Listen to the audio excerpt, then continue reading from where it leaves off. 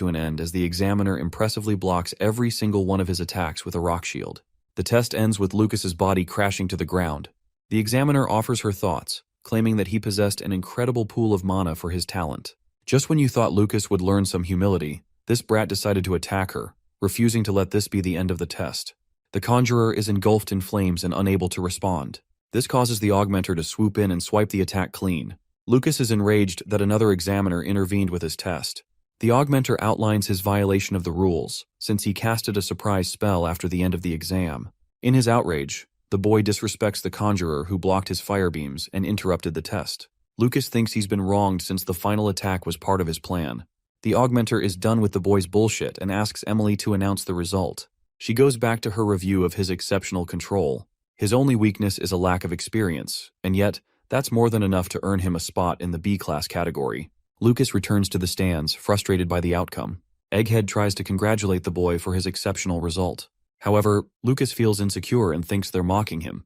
He sits in annoyance, hoping for his father to swoop in to his rescue when the time comes. Next up is Arthur's turn, who is announced as Note in the candidates list. Jasmine bids him the best of luck, while the boy descends down the stands, questioning how he should handle an augmenter with years of training and experience. At the same time, the boy could judge the man's weaknesses in the openings he created. The augmenter learns that Arthur is also taking the test under special conditions, as no background information regarding his past is provided. He readies his blade to test the kid's capabilities, when all of a sudden, the augmenter is overwhelmed by peerless pressure emanating from the one approaching him. It's enough to make his very body shiver. Before the match could even begin, Caspian commands the battle to be done with. He doesn't want George to test the skills of this one, and instead volunteers to personally test him. George is shocked that the branch head has taken an interest in testing the candidate. It doesn't make sense for a powerful mage like him to test an examinee. George even apologizes for his initial hesitance. The branch head tells him to be at ease, as he isn't here to question the augmenter's abilities. He's just obligated to take the test as the sponsor. He's curious about Arthur's opinion of the change.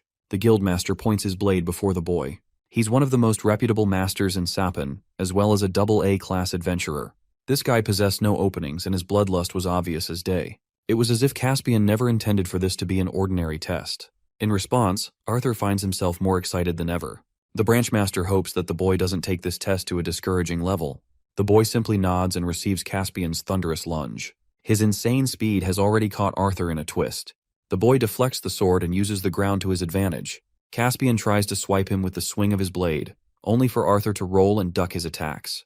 Each time Arthur turns to take a swing at him, Caspian vanishes and blitzes from behind. Arthur manages to surprise his opponent by ducking the strike and following a counterattack that even shocks the branch head for a moment. He takes his distance before assessing the kid's remarkable talent. Caspian swoops in again as both warriors clash their swords against the other. Arthur swipes and Caspian dodges. The guildmaster grazes the boy's face, before bolting from behind and attacking Arthur with the hilt of his blade. As the battle raged on, Arthur was starting to understand his disadvantages. Since he had a lower physical strength and stature than his opponent, he is constantly on edge than when he was at his prime. Caspian relentlessly attacks him, while Arthur is busy thinking about his body's weaknesses against an advanced fighter who had exceptional control over his mana. Gaining an opening to stroke, Arthur lunges with a swing of his blade. Both swords deflect the other as they gain distance again. He finds his current body trembling due to inexperience, despite his skill. Caspian decides that it's best to take things up a notch and imbues his body with mana. It was at that precise moment that every fiber of his being demanded Arthur to move. Faced against this version of the guildmaster, his body could only activate the flight response of running away, so that's what he did as his only option. Caspian is repeatedly impressed by Arthur's ability to dodge his attack. The wind bullets are so fast that it's impossible for him to dodge them. It's only thanks to their predictable trajectories that he's managing in this fight. The only fighting chance he has is to narrow the distance between him and his opponent. Arthur skillfully rolls, lunges, leaps, and dashes away from Caspian's wind bullets. Finally, he's in range to commence a blazing strike of his own. The examiners are left stunned by the boy's command over the flames. He cuts past Caspian's wind bullets and reveals to the world his fire abilities. Their swords clash against the other, both elements colliding on equal footing.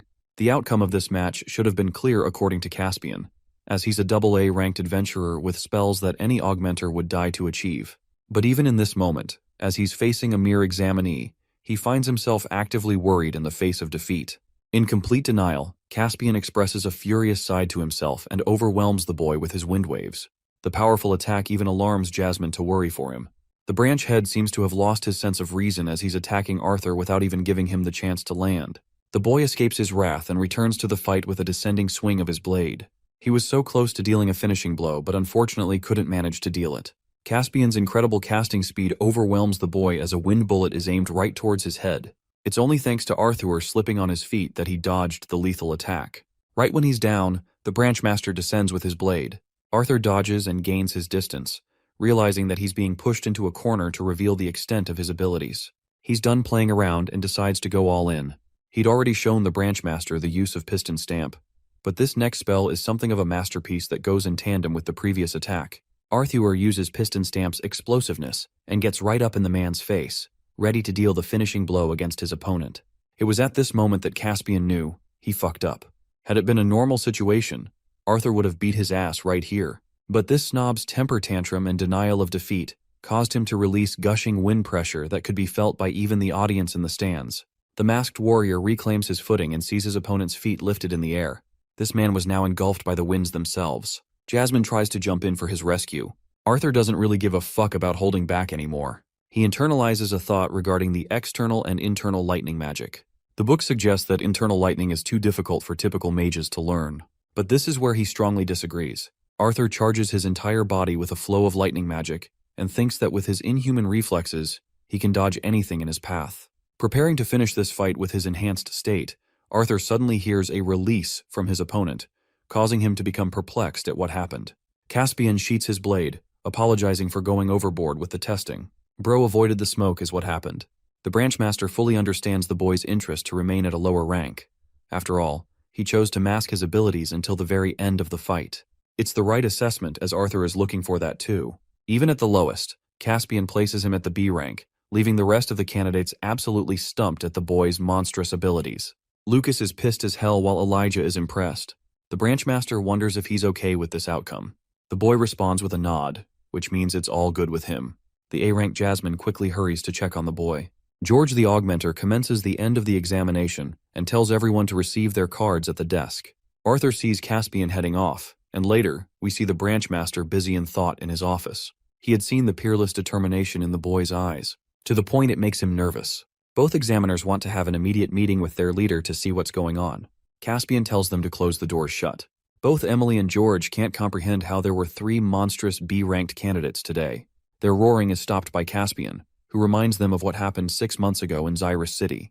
It was the time when the first tournament between the 3 races took place. Caspian confirms this, and explains that he was recently told about the revoked banning policy on elves and dwarves from joining the guild. He has a data book on the representative examinees for today. George is inquisitive enough to ask if all 3 candidates belong to different races. It turns out that Lucas is indeed a half-elf, and based on Caspian's personal guess, he thinks the boy must have been an elf slave. The same goes for his family, who boasts a terrible reputation of nurturing the mages of their household. Still, the boy is far from normal, as he's equipped with a control over fire magic despite his elf lineage. The boy awakened at the age of 8 and followed the path of an adventurer to enhance his abilities in practical fights. The Wykes family ended up hitting a wall despite enhancing the boy's growth with beast cores and elixirs. Then it leaves Elijah Knight, who is a greater mystery than even Lucas. The boy's origins are unknown, but it's confirmed that he lived among the dwarves from a young age. Written in his file, it is confirmed that he was sent as a representative from the Kingdom of Darv to join the humans. Still, Emily can't help but ask why he was granted permission to enter B-class without a test. Turns out that Elijah's awakening was recent, and despite this, his powers have been personally spoken highly by a person of high trust. Despite that, Caspian is curious to learn about the boy's powers. Finally, for the masked augmenter, they have 0 data on him, apart from the boy's connection to the Flamesworth family. It's certain that he isn't representing the elves or the dwarves. Caspian's excitement was pleased after seeing Jasmine bring up a worthy talent to sponsor. Emily is stumped to hear the name of the Flamesworth family, the same house which was famous for bringing up some of the most powerful fire attribute mages around. George thinks that it provides a reasonable explanation over his fire magic. The branch master also intends to make this information public knowledge very soon, but for now, he warns them strongly from discussing it before the announcement is made.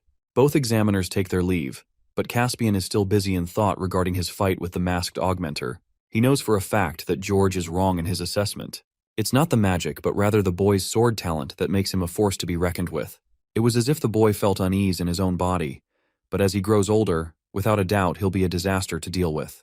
Caspian is happy that apart from dwarves and elves, a human student also has a chance at becoming strong.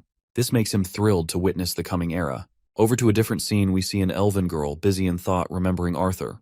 She catches a glimpse of the boy and his pet bond. She's more than happy that he has reunited with his family and has since been treated well. At the same time, this chick is jealous as heck of Lilia's existence and thinks that he's being overly nice with the girl. Competition is fierce because she wants to be Arthur's exclusive friend. She collapses on her bed, regretting that she didn't show him a good time when he was around. Then again, she hates the fact that he constantly treats her like a kid. Her longing is disrupted by an elder. She hits the old geezer with the pillow. Her grandpa interrupted her without knocking first, but this man out here is ready to accept a marriage proposal from Arthur. He tries to soothe the little child by entertaining the possibility of helping her attend the same school as Arthur's. This fills her with joy and excitement.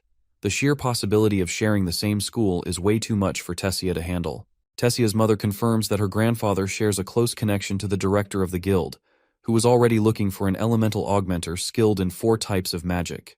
However, the process of sending Tessia to school is kind of complicated. They highlight the Continental Tournament and are in current negotiations for their kind to train with humans at the academy. The director also mentioned Arthur's enrollment for 3 years, which means by the time he starts attending school, she'll have already become his senior. Tessia's parents urged her to train well as she's going to become a part of the next generation. Back to Arthur's side of things, Jasmine wants to know if he's doing okay. The boy found himself reliving the memories of the fight. He enjoyed it greatly and wonders if the captain of the guild shares a connection to Jasmine. The black-haired girl isn't exactly proud to admit that her father shares a deep connection to this guild. Caspian just so happens to be one of her father's acquaintances. Suddenly, the receptionist lady calls for note. As Arthur is moving along, the rest of the candidates are left wondering if the kid is really a child or not. The report of his duel is finally here, and the boy is presented with a congratulatory adventurer's card. He picks up the card and discovers his newfound fans rooting for him. Even Sylvie thinks these fools should stop clowning around and go train. Jasmine shows him her own card and emphasizes that he's one of the adventurers now. Even the boy is proud of himself, as after adopting Note as his alias, he was free from the typical life of a commoner. At the same time, today's fight against the branch head informed him of many things. He invested a lot of time learning about the world's magic system. Coursing through his body is Sylvia's will. Then he honed his elemental control over various affinities. He's become so invested in his powers ever since arriving here that he neglected training the one thing he was the best at. In his previous life, the only thing he fixated on was his fundamental techniques. But limitations don't exist in this world, which puts him in a dilemma of whether he should hone his magic or sword skill. The boy's thoughts are disrupted as he bumps into Elijah Knight, the same kid who acquired rank B without proving himself in a fight. Elijah acts dismissive and thinks it's all right. Lucas joins the party of 2 and wonders if there's something he's missing out on as a B ranker. Arthur provokes him with his question regarding his temperament. Lucas reminds the boy not to get arrogant that they share the same class, as even among the ranks, there are levels. He grossly underestimates Arthur's abilities and places him at the bottom of the levels. Before leaving, Lucas even bumps into him to add to the injury. Arthur considers this dude a cliché side character with seriously nothing new to add. As for Elijah, the kid is Batman with how fast he disappeared. Arthur asks Jasmine if they should go and pick up his first quest from the board. Assessing his capabilities, even Jasmine thinks it's an absolute waste of time doing that. So she's got something else planned. She takes him to a portal leading to Beast Glades. It requires a permit which both adventurers showcase to the guards. Arthur's got everything planned in terms of luggage, so they just step inside the portal without any worries. Now inside, they're met with a scenic view of nature. Beast Glades is way too peaceful for his expectations, but that's only because they're in the explored area at the base of the mountains. Jasmine shares that lower-class adventurers are known to use this area for simple training and gathering quests. The lower-level monsters release liquids which could be used in brewing potions and elixirs, so there are countless quests for them. Poor guy got annihilated by a skunk. As they're moving past, Sylvie notices a fox-like beast and leaps from his body. Sylvie wants to eat the creature and starts chasing the beast. Jasmine considers it normal and explains that mana levels are denser in this area, which means their connection is easier than before. She urges them to hurry as the first stop will take them a full day, and they also need to manage through the night. Jasmine enhances her body and hopes for the boy to keep up. Arthur experiences a unique emotion, wondering if this is the same feeling that parents experience after seeing their child leave for school. He's had so many lovable memories with this little baby that it's hard to say goodbye for a while. Arthur hopes for Sylvie to be safe while they're busy. Takes a while, but Arthur collapses in exhaustion. He never would have been able to match Jasmine's endurance if not for Sylvia's mana rotation technique. She's quite impressed by the boys' physical abilities, as she expected them to stop and take lots of rest in between. She adjusts the sticks and uses the kids' fire attribute to light them on fire. By the night, Jasmine wonders if Sylvie is alright. Turns out that Arthur is keeping in touch with his bond, and nothing serious has happened yet. Jasmine thinks it's reasonable that his bond felt suffocated inside their chambers. That's why she's having so much fun now. A while passes until Arthur decides to ask an important question. He wants to know what made Jasmine turn to the path of an adventurer. Observing her reaction in silence, the boy wonders if he accidentally said too much. In response, she reveals that it was her desire to escape her family. This makes sense, and adds to the weight of Arthur's assumption. Jasmine's sharp enough to know that he's already observed her reaction. The Flamesworth house is a major contributor in the massive war led against the elves. Their house is responsible for raising incredible mages of both types, and possesses command over the flames unlike any other. Fire is often boasted as the most powerful of all the elements. So when Jasmine awakened her powers sooner than the rest, she was hailed with high expectations from all fronts. That is until the tests revealed her lacking any control over the fire attribute. That's when her family began regarding her as beneath them. She plays with wind magic while wearing a disappointed look. The boy roars in anger at their narrow perspective. He thinks it's pure insanity for mages to create a hierarchy centered around the elements alone. After all, no element is considered the absolute best in all cases. Each has its different use. His uproarious reaction just now causes Jasmine to break into laughter. It makes him embarrassed, but Jasmine can't believe that he reacted in such a way, despite remaining composed nearly all of the time. Arthur takes note of this and thinks it's because of his past life. The one disadvantage he shared back then was his Kai pool, similar to the world's mana core, being much weaker than even the average person. He had to persevere and manage in the previous world. But this world is different. They possess elemental affinities. The fact that Jasmine was at a dark yellow core for her age, she was unwanted by her own family. She could never experience the same happiness and lovable treatment he received. Jasmine shakes her head, claiming that people always look for ways of appearing superior from one another. She has accepted that fact as a human. In this moment, the boy looked at her smiling face and realized how the usually cold Jasmine now appeared vulnerable and human. The chick's stick caught on fire, so she grabbed Arthur's hand to use